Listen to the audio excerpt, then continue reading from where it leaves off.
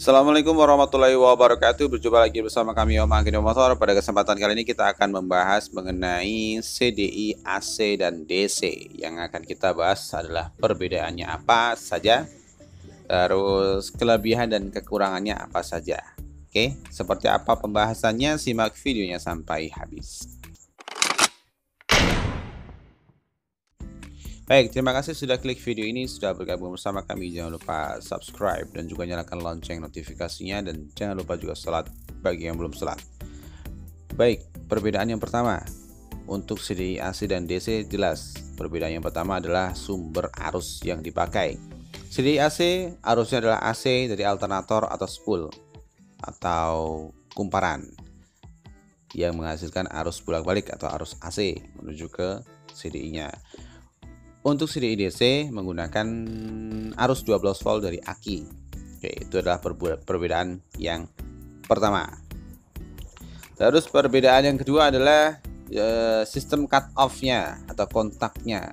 Kontaknya untuk CDI AC itu ketika kontak on, maka CDI akan terputus dengan massa.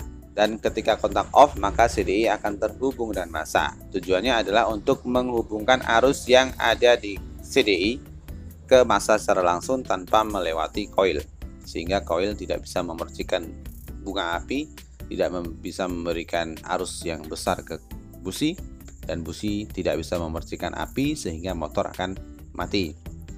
Sedangkan untuk kontak CDI DC itu adalah ketika kontak on, dia akan menghubungkan arus 12 volt yang dari aki menuju ke CDI. Ketika kontak off, maka 12 volt akan terputus menuju ke CDI-nya, akan diputus oleh kontak. Nah, perbedaannya itu. Kemudian perbedaan yang ketiga adalah jenis kawat yang dipakai atau jenis kumparan yang dipakai. Kumparan yang dipakai untuk CDI DC, CDI AC maksud saya, itu adalah kumparan kawat yang kecil, kawat emailnya kecil sekali, sekitar 0,1, 0,10 atau 0,12. Sedangkan untuk CDI DC menggunakan kumparan yang besar, 0,9 atau 1,00 mm ya. Itu untuk jenis kumparan yang dipakai. Itu adalah beberapa perbedaan yang ada di CDI AC dan DC. Lalu untuk kelemahan dan kelebihannya apa? Kekurangan dan kelebihannya apa? CDI AC itu kita tahu, sudah kita terangkan tadi, menggunakan arus AC dari alternator atau dari spool atau dari kumparan, sehingga terjadi fluktuasi atau terjadi naik turun tegangan, naik turun arus yang masuk ke CDI. Ketika putaran motor rendah, maka arus yang masuk juga rendah. Ketika putaran motor tinggi, maka arus yang dihasilkan atau yang masuk ke CDI juga akan tinggi, sehingga output yang diberikan ke coil pun juga semakin tinggi. Seperti itu bisa dibilang kelemahan dan juga bisa dibilang kelebihan. Kelebihannya apa? Kelemahannya yang tadi ya, ketika motor masih awal-awal dinyalakan, maka arus yang dihasilkan itu sedikit. Kadang kalau spool atau alternatornya atau kumparannya itu nggak bagus, maka motor akan susah hidup, api yang dihasilkan kecil. Kita harus engkol beberapa kali atau engkol yang kuat sekali atau starter tangan beberapa kali, itu baru motor bisa nyala. Itu kalau CDI-nya AC dan alternatornya kurang kuat, kumparannya sudah nggak bagus. Tapi kelebihannya, ketika semuanya sehat-sehat saja, maka putaran motor yang semakin tinggi, arus yang dihasilkan pun juga akan semakin tinggi, api yang dihasilkan di ujung busi juga akan semakin tinggi. Akibatnya, kelebihan itu membuat dia pengapiannya semakin bagus di RPM atas. Nah, itu. Kemudian untuk ini CDI DC itu kita tahu arusnya dari aki. Maka kelemahannya adalah ketika aki nggak sehat, maka performa dari CDI ini pun juga nggak akan semaksimal jika akinya bagus. Kenapa? Walaupun kumparannya bagus, kiproknya pun bagus, pengisiannya bagus, tapi kalau akinya nggak bagus maka justru akan menjadi penghambat.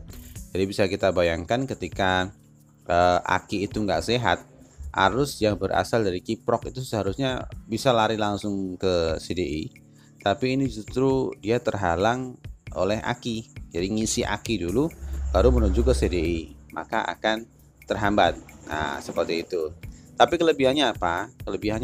Ketika semuanya sehat-sehat saja, maka arus yang dihasilkan akan cenderung stabil, sehingga motor dalam keadaan apapun akan mudah menyala. Terus performanya juga stabil, arusnya nggak semakin rendah ataupun nggak semakin tinggi, akan stabil. Oke. Oh ya, satu lagi kelemahannya untuk CDI AC. Ketika RPM atas maka apinya akan semakin besar. Itu juga bisa berakibat motor semakin panas. Oke ya, motor semakin panas jika kompresi dan sistem bahan bakarnya tidak sesuai. Nah, seperti itu. Itu kekurangan dan kelebihan yang pertama. Lalu kekurangan dan kelebihan selanjutnya adalah masalah alternator atau spool. Ini adalah kelebihan untuk DC. Saya lebih mengunggulkan DC kalau untuk alternator atau untuk kumparan. Kenapa? Karena DC memiliki diameter kawat email yang lebih besar, 1,0 atau 0,9. Itu lebih besar dan tidak rawan panas dan juga tidak mudah terbakar. Berbeda dengan CDI AC. Kalau CDI AC kan kumparannya kecil, kawatnya kecil, sehingga dia rawan sekali panas sehingga rawan sekali terbakar. Jadi kalau motor sama-sama kondisinya motor sehat, aman-aman saja, itu alternator atau spool punya CDI AC itu akan lebih mudah terbakar. Kenapa? Karena kawatnya terlalu kecil. Oke. Itu adalah kelemahan untuk CDI AC dan kelebihan untuk CDI DC. Oke. Kali ini saya akhiri. Semoga penjelasan saya tidak berbelit-belit. Bahasa saya mudah dipakai, mudah dipahami. Jika masih kurang jelas dan ada kesalahan yang saya buat, bisa dikoreksi di kolom komentar, bisa ditanya-tanya di kolom komentar. Oke, terima kasih. Saya akhiri. Jangan lupa subscribe dan juga nyalakan lonceng notifikasinya, dan jangan lupa juga sholat bagi yang belum sholat. Terima kasih. Assalamualaikum warahmatullahi wabarakatuh.